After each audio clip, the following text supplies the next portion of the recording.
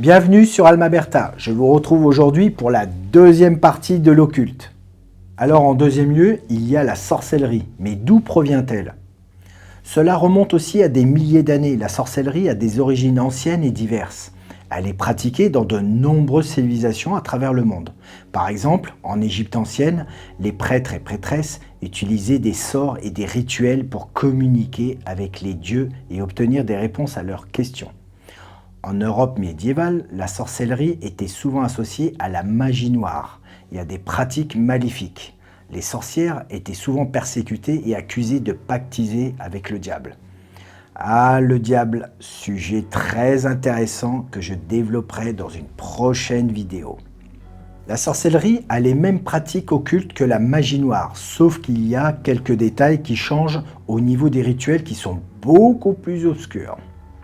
Ils peuvent introduire dans leur rituel des sacrifices d'animaux, du sang humain et autres dérives diaboliques, qui pour moi sont des dérives psychiatriques. Ils le font avec l'intention de vous éliminer, vous détruire à tous les niveaux. Ils utilisent les mêmes genres de rituels que je vous ai décrits dans la première vidéo de l'occulte. En général, ils font un rituel avec un mélange de tout.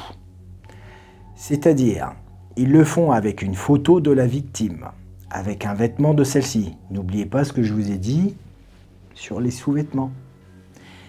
Et avec des mauvaises demandes qui émanent de leur bouche, avec en général du sang et un sacrifice animal, ou un animal déjà mort. Par exemple, un corbeau qu'ils ont ramassé.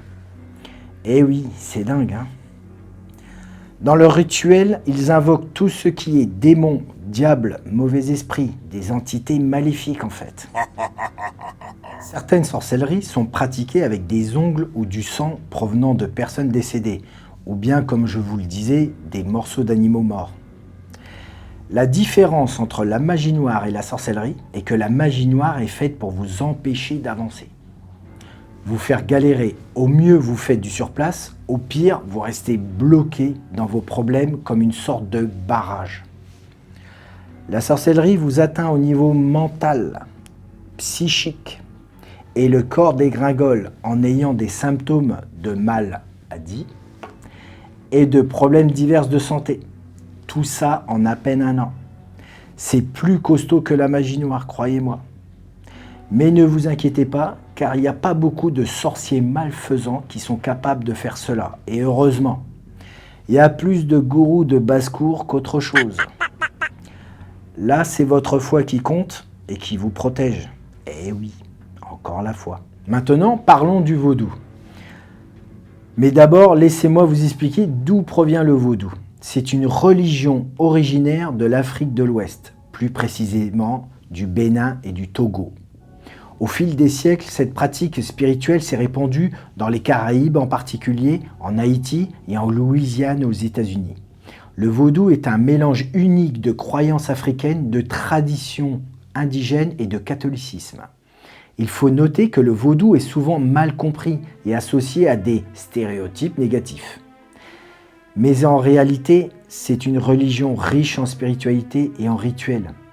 Les pratiquants du vaudou croient en un dieu suprême appelé Bon-Dieu ou Grand-Mé, pardon si j'ai écorché les noms.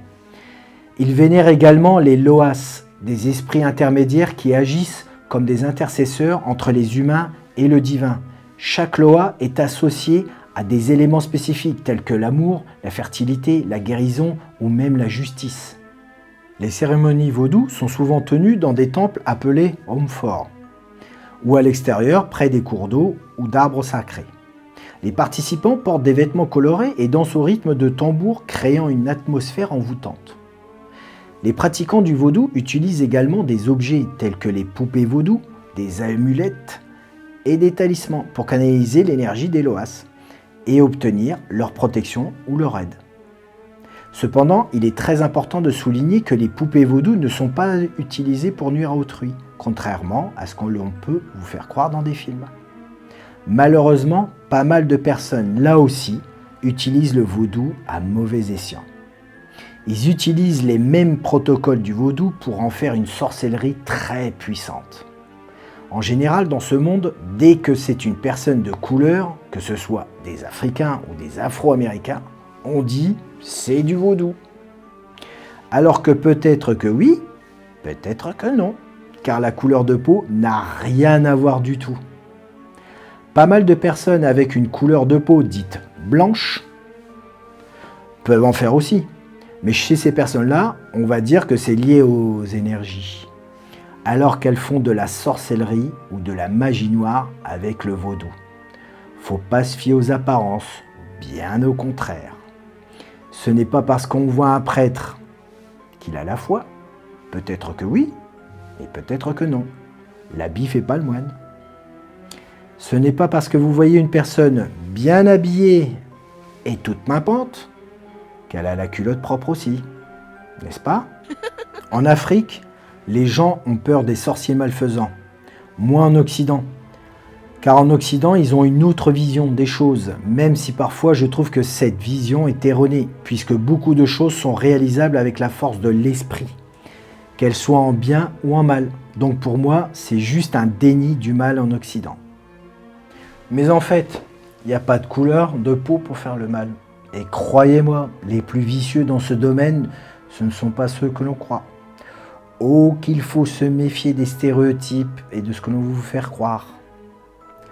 En conclusion, le vaudou est bien plus qu'une simple pratique ésotérique. C'est une religion profondément enracinée dans l'histoire et la culture de nombreux peuples. Il faut respecter et comprendre cette tradition plutôt que de la juger sur des clichés ou des préjugés.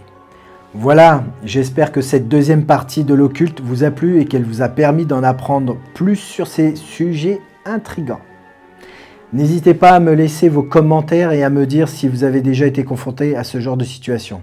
Je vous remercie d'avoir pris le temps de regarder cette vidéo.